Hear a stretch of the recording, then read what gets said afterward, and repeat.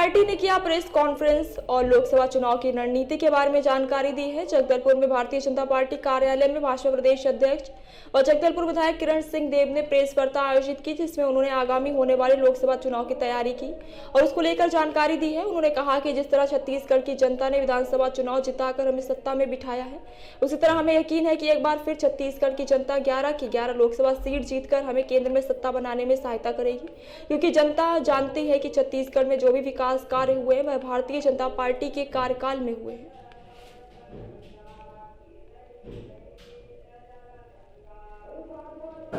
Bharatiya Janata party ने छत्तीसगढ़ प्रदेश में यह लक्ष्य निर्धारित किया है कि आने वाले लोकसभा चुनाव की दृष्टि से हम 11 की 11 लोकसभा चुनाव में 11 कमल फूल को खिलाकर आदरणीय प्रधानमंत्री जी को और आदरणीय राष्ट्रीय अध्यक्ष नड्डा जी को हम समर्पित करेंगे। जनता का बहुत आशीर्वाद विगत विधानसभा चुनाव में मिला है। भारतीय जनता पार्टी के बातों पर, आदरणीय प्रधानमंत्री जी के विकास के एजेंडे को,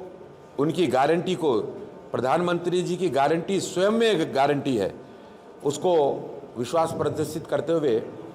और भारतीय जनता पार्टी की सरकार 57 सीटों के साथ 57 विधायकों के साथ सुनिश्चित की है और जनता सर्वोपरि है प्रजातंत्र में और उनका बहुत बहुत अभिवादन, धन्यवाद भी है। और ये विषय पर हमने तुरंत सरकार बनते ही हमारे आदरणीय मुख्यमंत्री जी ने, विष्णुदेव साय जी ने शपथ के दूसरे दिन और कैबिनेट करके जो बातें, मुख्य विषय बिंदु जो मोदी जी की गारंटी जिसको बोलते हैं, जिसको कहते हैं मोदी है तो मुमकिन है, इन बातों को चरितार्थ करते हुए निर्णय लिया कि प्रधानमंत्री आवास के 18 लाख गरीब परिवारों का आवास, उसको स्वीकृति प्रदान की। पिछले 5 सालों में लगभग बंद सा था। इसी के साथ साथ चुनाव के प्रचार में महतारी वंदन योजना के दृष्टि से और ये विषय नीचे तक गया, मातृ शक्तियों की चिंता करते हुए उसकी स्वीकृति प्रदान की। 3100 रुपये की जो धान खरीदी का विषय जो चुनाव में हमारे घोषणा पत्र में सम्मिलित किया गया था, उसको स्वीकृति प्रदान की। 21 क्विंटल धान खरीदी का मामला भी किया है। बहुत देखिए, इस विषय पर हम सभी ने गहन दुख व्यक्त किया है। स्वाभाविक रूप से भारतीय जनता पार्टी के अभी परसों की जो घटना हुआ है उस पर बहुत संवेदनशीलता के साथ संगठन में भी, सत्ता के स्तर पर भी इस पर बातचीत चल रही, विचार हो रही। हम सब ने खुद बात किया इस विषय पर संज्ञान लेने के लिए और आने वाले समय में लोकसभा चुनाव की दृष्टि से कोई ऐसी घटनाओं की पुनरावृत्ति ना हो, इस दिशा में निश्चित रूप से आवश्यक कदम उठाने की बात कही गई है। ये भारतीय जनता पार्टी के दृढ़ संकल्प का परिणाम है, हमारे राष्ट्रीय नेतृत्व का, हमारे राष्ट्र में बैठे आदरणीय प्रधानमंत्री जी, हमारे वरिष्ठ नेता जो हैं उन लोगों ने और जनता के बीच जाकर और समुचित समय उनको प्राप्त हो, इस तरीके से समय पे ही इन 11 प्रत्याशियों की घोषणा की है। उस पेटी में वे अपने सुझाव डालेंगे और साथ ही हमारे मिस्ड कॉल नंबर 9090902024 इस पर मिस्ड कॉल करेंगे और अपने सुझाव को वहाँ अंकित कराएंगे। केंद्र में ऐसे योजना, ऐसा परिकल्पना किया है और LED वाहन से भी इस विषय का प्रचार प्रसार, मोदी जी की कल्याणकारी योजनाएं जन जन तक पहुंचाने का काम आज 26 तारीख को राष्ट्रीय अध्यक्ष जी ने दिल्ली से इसको लॉन्चिंग किया था, शुभारंभ किया था और छत्तीसगढ़ प्रांत में मुख्यमंत्री जी सहित मैं स्वयं और वरिष्ठ नेताओं के मध्य ये 28 तारीख को लॉन्चिंग हुआ है, उसका शुभारंभ हुआ है और सभी जिलों में आज आप सभी की उपस्थिति में, सभी के बीच ये कार्य योजना आप सभी के समक्ष प्रस्तुत किया है मैंने। भारतीय जनता पार्टी में अपनी एक संस्थागत परंपरा है। भारतीय जनता पार्टी हमारे कार्यकर्ताओं के बीच से विषय के आधार पर जनता के बीच में छवि और सब अच्छा जो मापदंड के आधार पर वो सुनिश्चित करते हैं और बृजमोहन अग्रवाल जी हमारे प्रदेश के कद्दावर नेता हैं और उनकी लोकप्रियता पर किसी प्रकार का प्रश्न चिन्ह नहीं है। इस नाते स्वागत है। मैं सभी 11 जो प्रत्याशी घोषित हुए हैं उनको भी बहुत बहुत बधाई देता हूँ, बहुत बहुत शुभकामनाएं देता हूँ।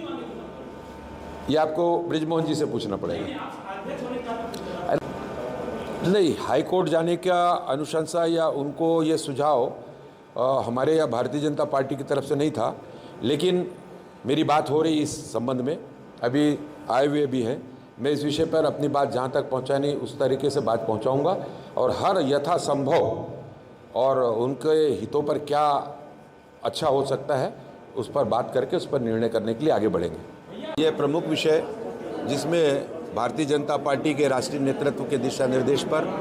और आदरणीय प्रधानमंत्री जी की महत्वपूर्ण और बहुत महत्वाकांक्षी विषय योजना, जिसके तहत विकसित भारत संकल्प पत्र और आगामी लोकसभा चुनाव की दृष्टि से भारतीय जनता पार्टी ने ये सुनिश्चित किया है कि मोदी जी की गारंटी, मोदी जी और भारतीय जनता पार्टी जो कहती है वो करती है। लेकिन जनता से सीधा संवाद, जनता से सीधा जुड़ाव, आदरणीय प्रधानमंत्री जी ये चाहते हैं कि जनता अपने सुझाव और विभिन्न माध्यमों से उन तक पहुंचाएं। किस तरीके से मोदी जी ने जो उनका संकल्प है कि विकासशील भारत को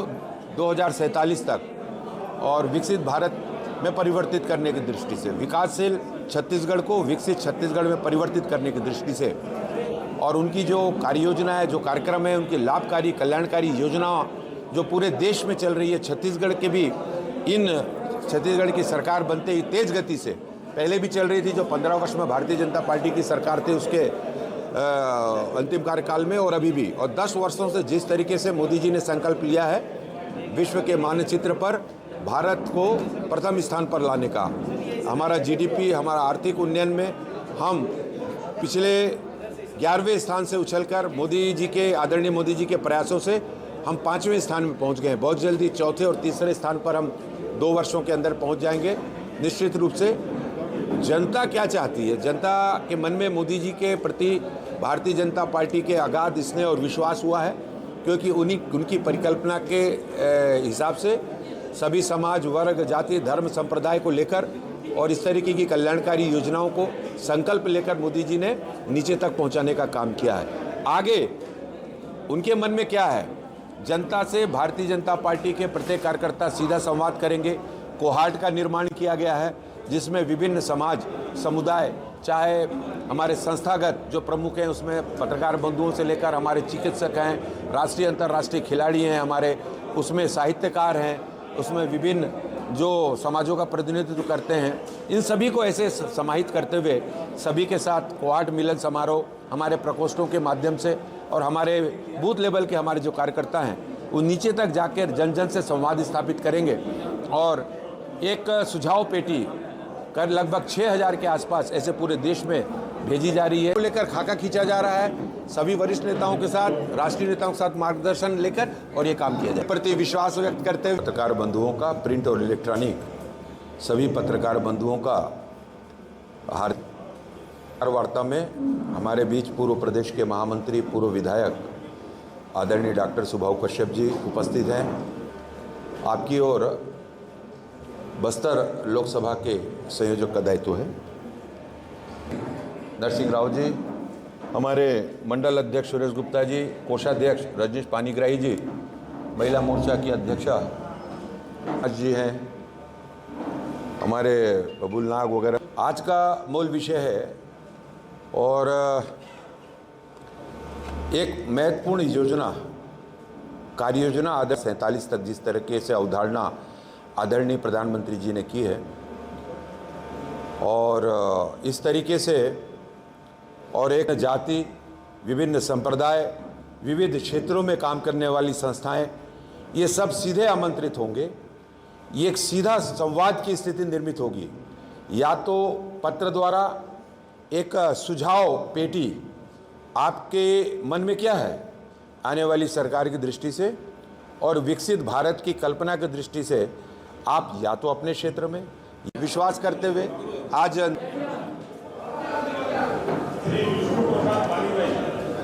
ये नया ज्वाइनिंग है, नई ज्वाइनिंग है।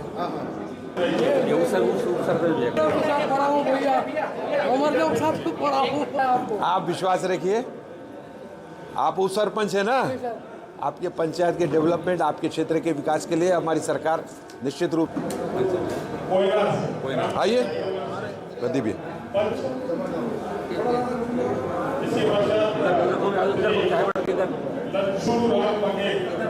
कैसे हो? ठीक है, लीजिए भी।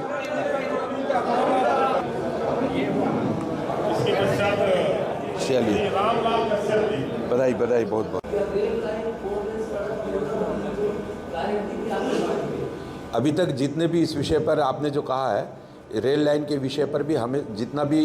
इनिशिएटिव लेना है, जितने भी आवश्यक कदम उठाने हैं, वो भारतीय जनता पार्टी की सरकार ने ही उठाए हैं। अभी भी एक नई नई सूचना आप लोगों को मालूम होगा कि इस रेलवे स्टेशन का अपग्रेडेशन हुआ है, एक दामनजोड़ी से जो ट्रेन का जो आने का हुआ है। शने शने हर काम को जो आपकी चिंता है वो सभी की चिंता है। निश्चित रूप से इसमें आगे बढ़ रहे हैं। इस विषय पर भी चर्चा हुई है और आने वाले समय में ये लोकसभा के चुनाव निकलने के बाद इसमें सार्थक संवाद के माध्यम से और आवश्यक कदम जो होंगे वो उठाए जाएंगे।